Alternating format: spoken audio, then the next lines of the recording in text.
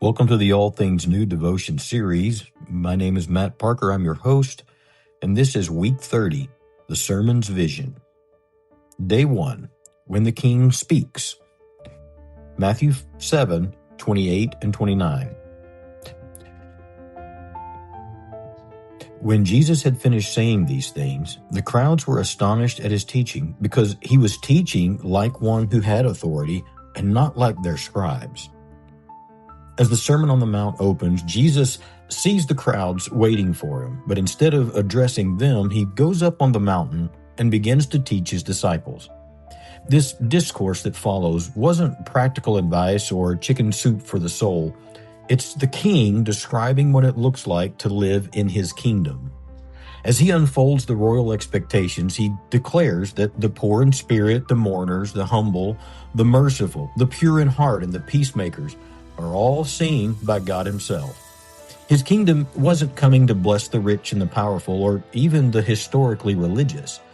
His kingdom would be built by those the world would rarely consider as the fortunate class. But lest we get stuck thinking the Sermon on the Mount is just a checklist to be completed, Jesus dives deep beneath the surface of observable behavior. He addresses murder by confronting sinful anger, adultery by exposing lust, and even scrutinizes generosity and prayer by examining the motives of the giver and the prayerful. To his Jewish listeners, men well-versed in keeping the law, he outlined a very different way of worship and faithfulness. Instead of ritual sacrifice, he speaks of forgiveness. He speaks about money, anxiety, judgment, and even love of our enemies. He was telling an entirely different story than any of them expected. Over and over again, Jesus reveals that outward respectability isn't the same as inward righteousness. A person may be successful in avoiding murder while fully feeding deep resentment in the heart. A generous giver may empty his purse while craving recognition and acceptance.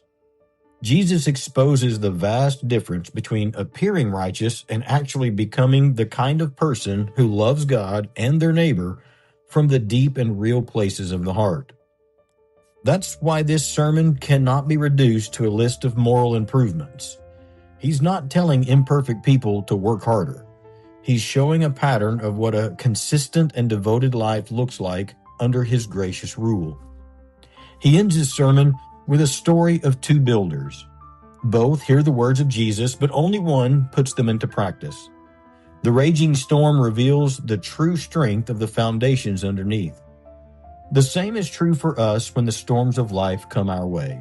The winds of sorrow and loss have a way of revealing the truth of what's underneath. As we read through the Sermon on the Mount, whether or not we admire or like Jesus' teaching is frankly irrelevant. The question is whether or not we trust him and his authority enough to obey it and build on it. Surely the King has spoken, and we, his people, are transformed into his image by hearing and obeying his word. I wonder which teaching in Matthew's chapters 5 through 7 do you find most directly confronts the condition or the conditions of your heart? What is one specific way you can act on the words of Jesus today? Father, thank you for sending Jesus to reveal what life in your kingdom looks like. Teach my heart to do more than admire them, but to obey them in practice. Expose in me places where I settle for the appearance of holiness instead of pursuing genuine righteousness. Teach me to trust the authority and goodness of the King. Give me courage to build my life on the rock of the Word. Amen.